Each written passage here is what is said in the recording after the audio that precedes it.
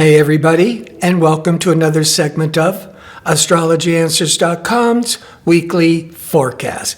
My name is Terence. The week begins on Monday, June the 23rd, 2025. We're having a new moon on Wednesday, the 25th.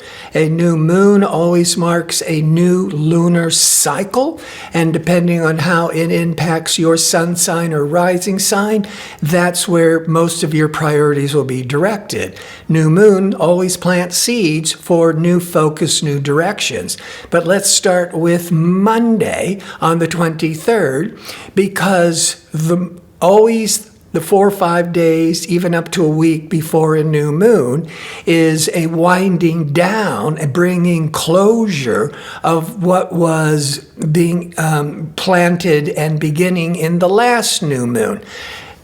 So the general rule of thumb that I mention every month is certainly at least the last 5 days or so before a new moon, it's a winding down time, not favorable for beginning important new projects. It's about closure, not new beginnings. So it's best if you have any important new projects to commence, to begin, do it after Wednesday with the next new moon in Cancer.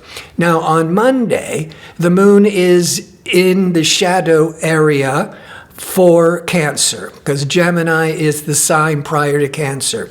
So when the moon is in its dark phase, it's good for introspection, but it's about going deep within and reflecting on the past month, also not beginning anything new. But this moon in Gemini is all that brainstorming, ideas, restlessness, but being in the shadow sector, you could be being very unfocused. And the moon will also be void of course from 1:26 a.m. Pacific time for the rest of Monday. And then on Tuesday, the 24th, the moon is still void of course till 8:45 p.m. This is almost 2 long days, which is quite unusual. And as I mentioned in the past weeks, when the moon is void of course, it's no longer making aspects to other planets until it changes into the next sign, starts the new cycle again. So the energy there's no activity. So you're starting anything important new. The void of course the energy is flat and unproductive. Plus, it's the dark phase of the moon before it goes into the new moon of new beginnings on Wednesday. Now, also on Monday, the sun, about every 90 days, is forming a hard angle to Neptune. Well, the positive could be very spiritual, being the shadow, being the void of course, but more likely a lot of you will be the Sun Neptune void of course. You're going to be feeling confused. Where's everything going? What's happening? And on Tuesday it continues, but now we have the sun shining on Jupiter. So there's a certain amount of hopefulness and more optimistic expectations, but it's not time yet to act on it. So on Wednesday, it's the new moon. So the seeds of new beginnings are being planted.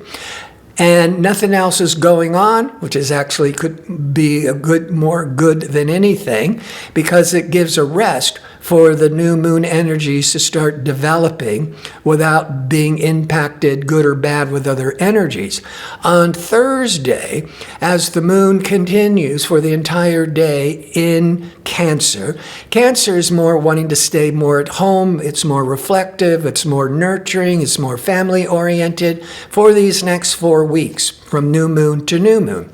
But the sun in Cancer on Thursday will be in harmony, called a sextile, to assertive, ambitious Mars, and decision-making, communication. Mercury will be in a sextile favorable to progressive Uranus, inventive, technology-oriented Uranus. So having the Sun, Mars, it's compelling you to be more, take action, initiate new projects, have more courage. The Mercury to the Uranus, you're thinking out of the box. So that Thursday, the day after the new moon, very favorable energies to getting excited, to move, initiating new projects and really going after new goals. On Friday, now the moon is in Leo. When it's in Cancer, it's more wanting to stay at home, more reflective, more nurturing. When the moon once a month goes into Leo, Leo's more extroverted, outgoing, playful, romantic energy, and discerning Mercury, decision-making Mercury, on Friday will be trining or in harmony with pragmatic, stabilizing Saturn. A good day for being level-headed, business-minded. And with the moon in Leo, you may also be more inclined to want to take risks. But the Mercury, Saturn, good for business, but it's all good for also keeping you more level-headed and sensible while you're taking any kind of risk. On Saturday, the moon continues in dramatic, outgoing, creative Leo. But now the Mercury has moved another degree, and it's trining or in harmony with intuitive, empathetic, creative Neptune. So on Friday, Mercury to Saturn is more pragmatic, more business-minded. And on Saturday, now the Mercury is in the best flow of energy to inspiring Neptune. Very good for trusting your intuition. It's compelling a lot of empathy, charity, helping those less fortunate.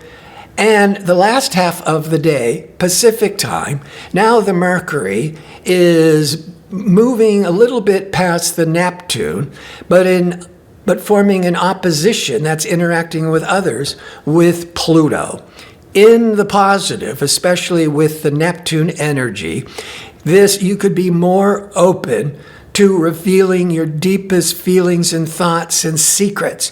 A time of profound, in-depth conversations.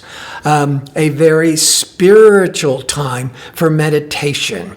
On Sunday, now the moon has shifted into sensible, practical Virgo. It's an earth sign, more grounded, more practical. And in early afternoon, 12:01, 2 p.m. Pacific time, the analytical, practical Virgo moon will be sextile in harmony with expansive Jupiter. You could be feeling optimistic about making plans for the rest of the week, or it's good for making travel plans, educational plans. When the moon moves further, and by 6-7 p.m. Pacific time, the moon will cross over Mars as it does every 28 days. So practical, emotional moon is being really stimulated to take action, to be more courageous, and more risk-taking, 6-7 p.m. And by closer after 8, 9, 10, when a lot of people will be sleeping around the world, but at least on the West Coast, it's still only 9 to 10 p.m., and the moon in Virgo will be in harmony with the sun in Cancer, because Cancer is a water sign in harmony with Virgo, an earth sign. So when the sun and the moon are in harmony, everything seems to move about more effortlessly, a lot easier. So these last days after Wednesday, it's much overall favorable for making important decisions, for taking action. You just want to be more, to incubate any new ideas, sleep on it on that Monday, Tuesday. I want to thank you for tuning in. I hope to see you next week with my next segment. Until then, be safe and well.